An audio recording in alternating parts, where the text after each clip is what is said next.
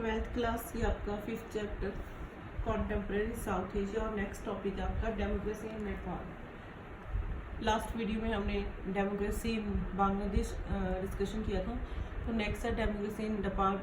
बिल्कुल शॉर्ट में है ये, लॉन्ग क्वेश्चन इसमें कोई भी नहीं है।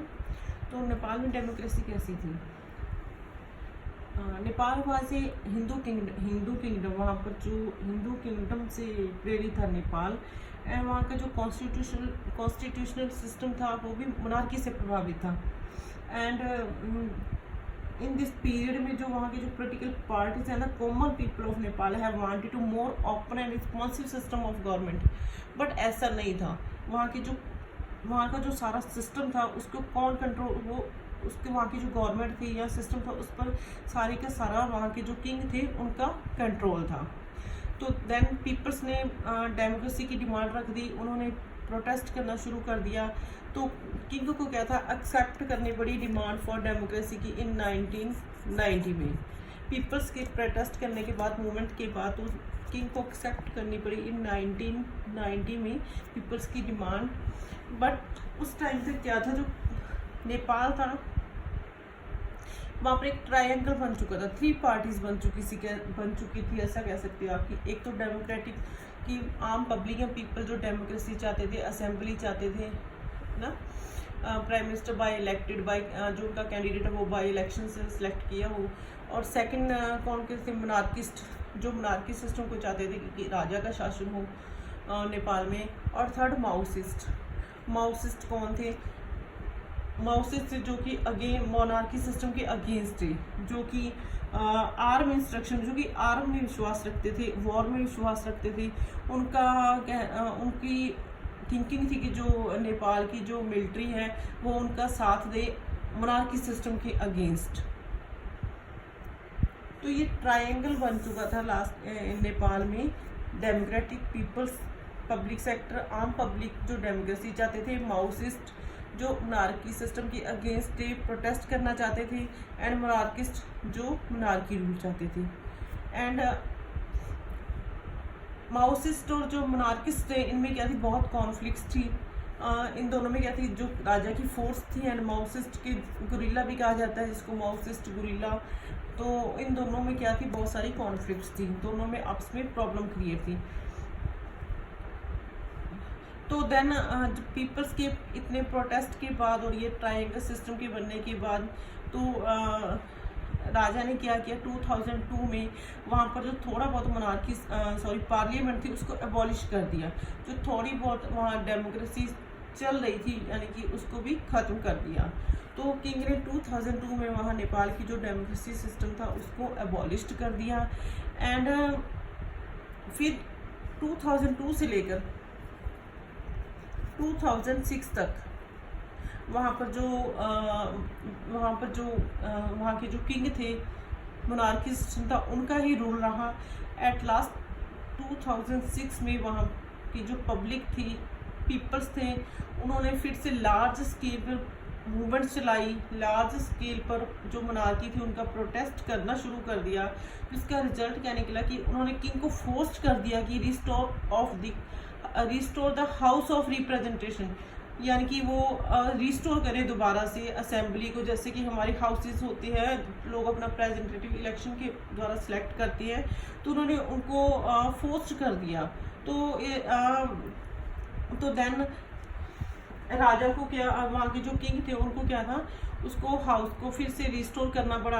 एंड ये जो मूवमेंट चलाई थी वहाँ के पीपल्स ने, वहाँ की जो नेपाल की पार्टीज ने, नॉन वायलेंट मूवमेंट, इनको लीड कर किया था। वहाँ की जो 7 पार्टीज थी नेपाल में, जो छोटी छोटी 7 पार्टीज थी, उन्होंने इस मूवमेंट को लीड किया था।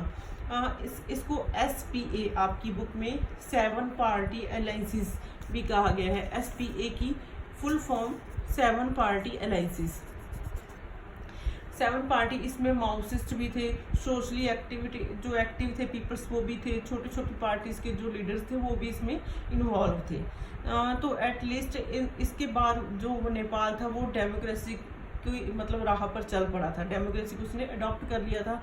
बट अब नेपाल की जो कॉन्स्टिट्यूशन था उस वो पूरी तरह से अभी ड्राफ्ट नहीं हो पाया था, पूरी तरह से तैयार नहीं हो पाया था, बिकॉज नेपाल के जो सम पीपल्स थे उनके वो चाहते थे कि जो मोनार्की सिस्टम है, nominal monarchy system was necessary to Nepal के लिए। क्या है मतलब नॉमिनल मोनार्की सिस्टम जरूरी है नेपाल के लिए। बट जो माओसिस्ट ग्रुप थे उनका कहना था कि जो नेपाल है उस जिस जो कि बहुत ही बैकवर्ड चल रहा था, उस वहाँ पर ऐसे प्रोग्राम्स और ऐसी सोशल और उसको मतलब ऐसे प्रोग्राम्स बनाए जाएं जल्दी से, ऐसी सोशली और इकोनॉमिकली उसको रिस्ट्रक्चरिंग किया जाए कि वो अपने आप को डिवेल्प कर सके, वो उसको डिवेल्प कर सके। देन 2008 में जो नेपाल था, नेपाल में डेमोक्रेटिक सिस्टम क्रिएट हुआ एंड मोनार्की सिस्टम था उसको एबॉलिश किया हुआ। एंड 20 सितंबर 2015 में जो नेपाल है उसने न्यू कॉन्स्टिट्यूशन को अडॉप्ट किया। एंड इसी में अगर एक मेन पॉइंट है कि 2008 में वहाँ पर नेपाल में जो इलेक्शंस हेल्ड हुए तो जो माओइस्ट थे उनके जो लीडर थे प्रचंडा, वो as a prime minister select हुए। इन 2008 में जो माओइस्ट थे उनके जो लीडर थे प्रचंडा, वो एक prime minister new prime minister बने नेपाल के। एंड उसके बाद Ram Baran Yadav is the first president of Nepal in November 2013। First president थे रामवरण यादव, फर्स्ट प्रेसिडेंट थे नेपाल के 2013 में जो बने थे। तो 20 सितंबर 2015 तक नेपाल ने जो अपना न्यू कॉन्स्टिट्यूशन था उसको पूरी तरह से अडॉप्ट कर लिया था। तो इसमें फर्स्ट आपने एक तो ये 3 ट्रायंगल जो उनमें ट्रायंगल था वो डेमोक्रेटिक माओसिस्ट और मोनार्किस्ट, ये ध्यान रखना है। फर्स्ट 1990 में डेमोक्रेसी की डिमांड की गई पीपल्स के द्वारा, और वहाँ 2002 में जो वहाँ की जो पार्लियामेंट थी उसको एबॉलिश कर दिया गया किंग के द्वारा। एंड 2006 में क्या था वहाँ पर फिर से जो मूवमेंट चली थी लास्ट के पर पीपल्स के द्वारा, तो वहाँ पर क्या है फिर से जो वहाँ डेमोक्रेसी रिस्टोर हुई थी। 2006, 2002 एंड 1990 ये आपने इतना ये ध्यान रखना है। SPA 7 parties alliances protest again monarchies in Nepal, ऐसा लिख सकते हो आप। ये 7 पार्टी अलायंसेस था जिन्होंने प्रोटेस्ट किया था मोनार्की सिस्टम के अगेंस्ट इन नेपाल। तो ये जो नेपाल का टॉपिक है बिल्कुल ही छोटा है, बस इतना ही है। आपकी बुक में पेज नंबर 71 पर ये दे रखा है, एक बार इसको रीड कर लेना, इसमें ये ही मेन पॉइंट्स हैं।